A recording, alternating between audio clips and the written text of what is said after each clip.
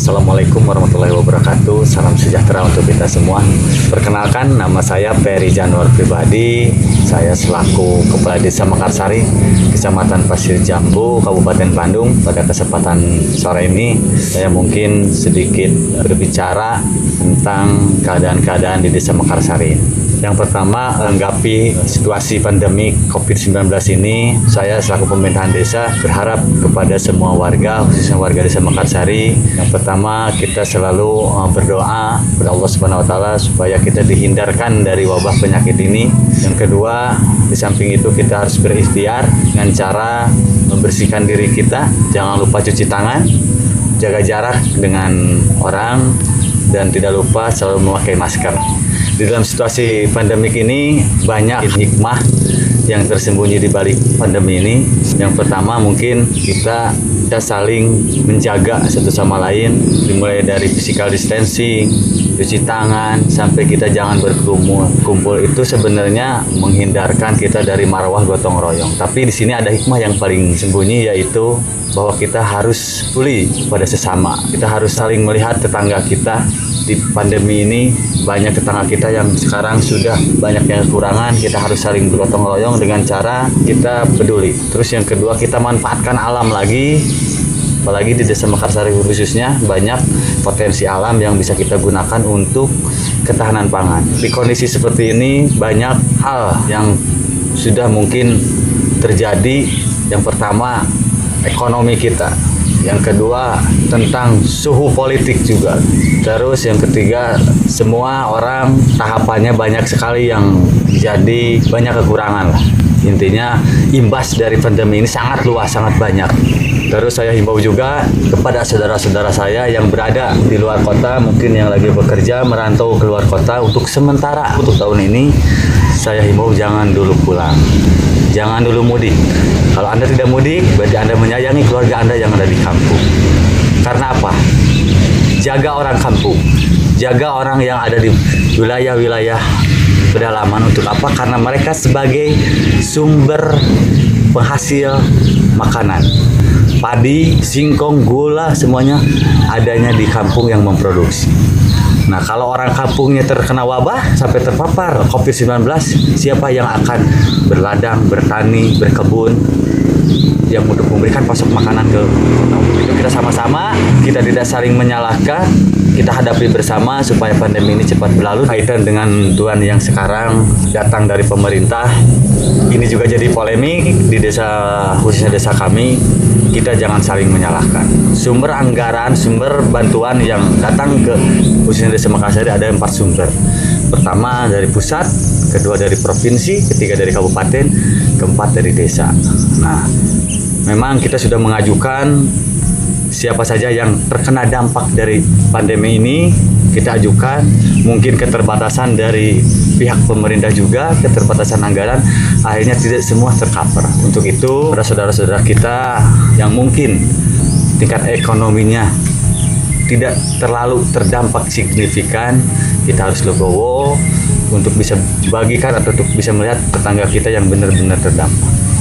Di Desa Mekarsari ada 4 sumber bantuan dikucurkan dari pemerintah. Yang dari pusat kebetulan ada namanya perluasan sembako yang jumlahnya sekitar 200.000, nanti berbentuk sembako seperti program BPNT yang sudah berjalan. Di desa kita tercover oleh pemerintah sekitar 221 orang.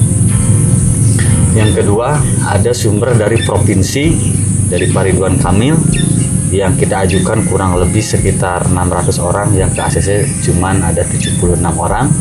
Tapi kita syukuri dan kita terima. Tapi mudah-mudahan statement yang dikeluarkan Pak Gubernur bisa sedikit diperhalus, dalam artian bahasanya tidak universal untuk semua warga Jawa Barat, tapi untuk semua warga Jawa Barat yang terdampak oleh COVID-19 ini. Terus yang ketiga dari sumber kabupaten yang alhamdulillah sudah terrealisasi, jumlahnya sekitar 149, terus ada BR-nya juga sekitar 441. Jadi dari jumlah total Mekarsari yang mengajukan kita ada sekitar 1.700 kakak yang terdampak. Mungkin kebanyakan kebetulan kita juga harusnya keluar kota kerjanya, jadi pas datang ke sini tidak kerja lagi, bingung harus ngerjain apa. Sekitar ada 1.200-an, tapi yang tercover oleh pemerintah kurang lebih sekitar 797. Nah, sisanya dari mana? Sisanya mungkin insya Allah desa juga sudah mengalokasikan anggaran. Kalau dari pusat dengan ketetapan harus ada BLT, tapi kita ada kebijakan dari Pak Bupati dengan padat karya tunai. Kenapa padat karya tunai? Karena kita memberikan bantuan secara tidak langsung, tapi kalau warga yang kerja di kota pindah pas ke sini nggak kerja, kita bisa berdayakan mereka untuk bisa minimal bersih-bersih di wilayah kita. Nah, kita nanti akan bayar. Yang datang ke Desa Mekarsari sekarang sudah datang sekitar 149 KPM berbentuk beras untuk per KPM-nya 10 kilo, gula 2 kilo, dan minyak kelapa 2 liter. Nah, sekarang itu baru bersumber dari Kabupaten Bandung sekitar 149. Nah, harapan kita sebenarnya sih pinginnya datangnya bersamaan. Ya, dari TPNT, PKH, dari pusat, dari provinsi datang berbarengan untuk meminimalisir konflik sosial yang ada di sini. Tapi alhamdulillah dengan kelegowoan atau kemurahan hati mungkin dari warga kami bisa menerima karena tahu 4 sumber anggaran yang akan diwujudkan dari pemerintah terkait dengan pandemi COVID-19 ini.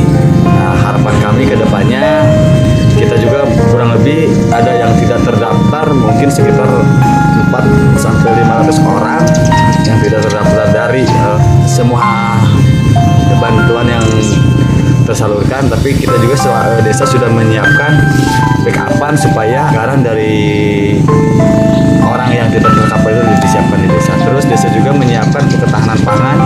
Nanti kita menyisir, menginstruksikan ke tiap satgas COVID yang ada di desa dan kader serta RT RW kita instruksikan supaya kalau ada saudara kita yang tidak bisa beli beras atau sampai tidak makan, kita sisir. Alhamdulillah kita backupkan cadangan dari anggaran ketahanan pangan yang ada di Desa Mekarsari. Ini tentang kartu prakerja yang digelontorkan sama pemerintah yang kurang lebih sekitar berapa triliun itu. Saya kurang hafal betul. Sebenarnya di Desa Mekarsari kita sudah pernah ada himbauan dan pernah ada ajakan kepada warga siapa yang akan mengajukan untuk kartu prakerja itu, tapi saya lihat di sini mungkin karena minimnya informasi, kurang juga warga yang mengajukan tentang kartu prakerja. Tapi saya lihat di berbagai pihak, saya juga mungkin sedikit masukan kepada pemerintah. Kayaknya kalau diluncurkan dengan jumlah triliunan gitu untuk prakerja, saya dengar di berbagai media ada beberapa poin yang dipakai untuk pelatihan-pelatihan. Menurut hemat saya, bagaimana kalau kita fokus dulu untuk si anggaran itu untuk dialihkan dulu ke pencegahan atau supaya si penyakit pandemi COVID-19 ini cepat berlalu. Itu juga penting mungkin, tetapi ada yang lebih penting dari kartu prakerja ini karena saya lihat mungkin untuk lapisan yang ada di bawah seperti di minimnya informasi yang ada di Desa Mekarsari khususnya itu bukan kurang diminati ya, tapi sampai sekarang saya belum ada warga saya yang mendaftarkan untuk kartu prakerja itu karena kan daftarnya secara online langsung gitu dan seleksinya harus ini itu mungkin tentang polemik kartu prakerja ini yang digelontorkan hampir triliunan rupiah sama pemerintah. Kalau itu tepat sasaran dan mungkin kalau itu ada pengaruh yang signifikan itu bagus, tapi lihatnya kalau dalam situasi kayak gini mungkin kayaknya menurut saya mohon maaf kalau salah, kayaknya kurang pas. Ada yang lebih penting dari ini. Dan yang terakhir mungkin kepada seluruh warga masyarakat, kepada seluruh elemen yang ada di Desa Mekarsari, kita tidak boleh saling menyalahkan. Kita hadapi bersama musibah ini. Kita cari solusi yang terbaik untuk penyelesaian bantuan. Kita fokus sebenarnya bukan ke bantuannya, tapi kita fokus bagaimana pencegahan atau bagaimana supaya pandemi ini cepat berlalu. Demikian yang bisa saya ucapkan pada kesempatan yang berbahagia ini. Salam terakhir dari saya, tetap semangat, jaga kekompakan, Mekarsari saya bergetar. Bila itu Assalamualaikum warahmatullahi wabarakatuh.